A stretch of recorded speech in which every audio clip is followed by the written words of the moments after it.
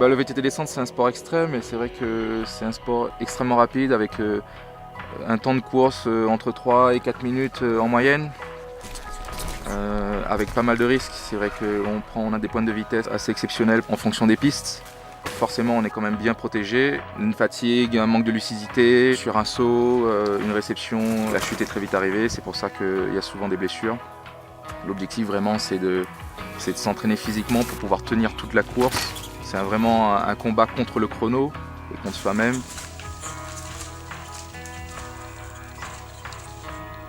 Il y a 5 ans, j'ai eu une grosse chute sur les championnats de France à Montgenèvre. Donc je me suis fracturé la colonne vertébrale. Ça a mis un petit coup d'arrêt dans ce sport-là. 6 mois de corset. Pas été évident de revenir, mais bon, sport à risque, ça arrive à tout le monde. Finalement, on arrive à rebondir. Cette saison 2013, je l'ai abordée avec beaucoup de motivation. Et j'avais eu un petit objectif à cœur cette année, c'est je rentre juste d'Afrique du Sud, où j'ai participé aux championnats continentaux.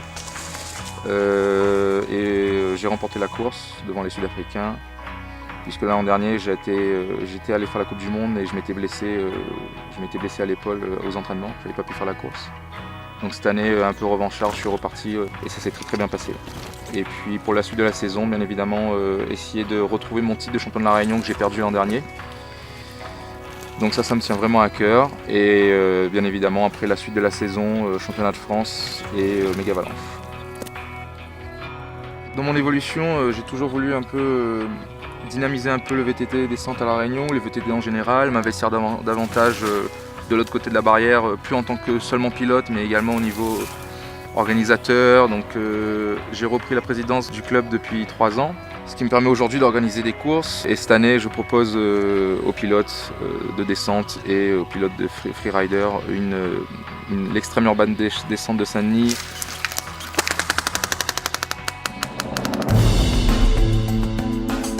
Il y a plusieurs formes de paintball. Il y a le paintball loisir qui est accessible à tout le monde, qui se joue dans les bois ou sur des terrains avec des obstacles, donc avec des marqueurs mécaniques. Et au-delà, au-dessus, il y a le paintball sportif bien codifié avec un cadre fédéral et des règles internationales. C'est un sport d'équipe dans la mesure où tu es obligé de communiquer, on est 5 sur le terrain et tu ne peux pas jouer tout seul. Tu es obligé de tenir compte de la place de tes partenaires, savoir combien il te reste de joueurs sur le terrain. Dès l'instant où on est en infériorité numérique, les déplacements ne sont plus les mêmes. Le but du jeu, c'est d'adapter des stratégies au niveau de l'adversaire et de la configuration du terrain. Les qualités personnelles, c'est déjà d'avoir un bon niveau physique, puisque ça nécessite quand même du déplacement, de la précision, de la communication, de la stratégie. C'est quand même un sport qui est très complet. Après, les qualités premières, ça reste quand même le fair play et la sportivité, puisque c'est quand même un sport agressif.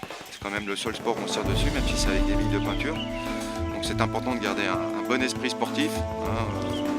Faut pas l'oublier. Et ce qui est important au niveau de l'équipe, c'est qu'on partage les entraînements, le jeu, mais on se retrouve à l'extérieur. Et nous, en tant qu'amateurs, je dirais la force d'une équipe reste sa cohésion, qui passe par de l'affectif.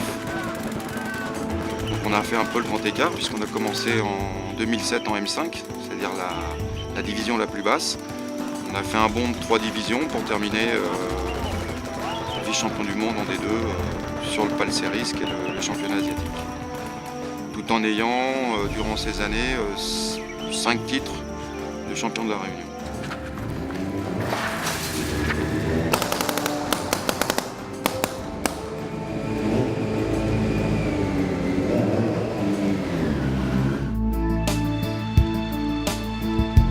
Je suis pilote d'acrobatie moto, on appelle ça plus simplement du stunt.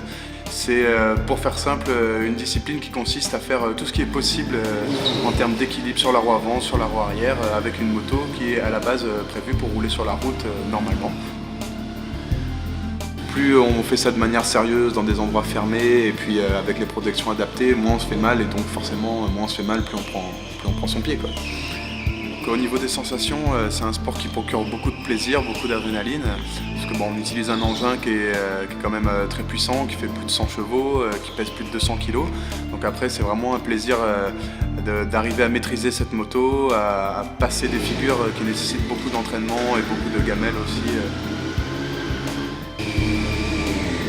Mon plus gros problème ici à La Réunion, c'est que je suis le seul rider à pratiquer ce sport. Donc c'est vrai qu'en termes de légitimité après pour aller trouver des endroits pour pouvoir rouler, c'est très très difficile. Je me fais souvent virer des endroits que je trouve pour rouler, même en essayant de se faire le plus discret possible. Et puis il n'y a pas cette émulation de groupe qui permet de progresser un petit peu, de faire monter le niveau quand on est plusieurs, quoi. Ce qui me permet vraiment d'évoluer, c'est que ce sport est en train de vraiment exploser partout en Europe et aux États-Unis. Et avec maintenant Facebook, Internet et tout, on peut être amis avec des gens qui sont professionnels dans d'autres pays.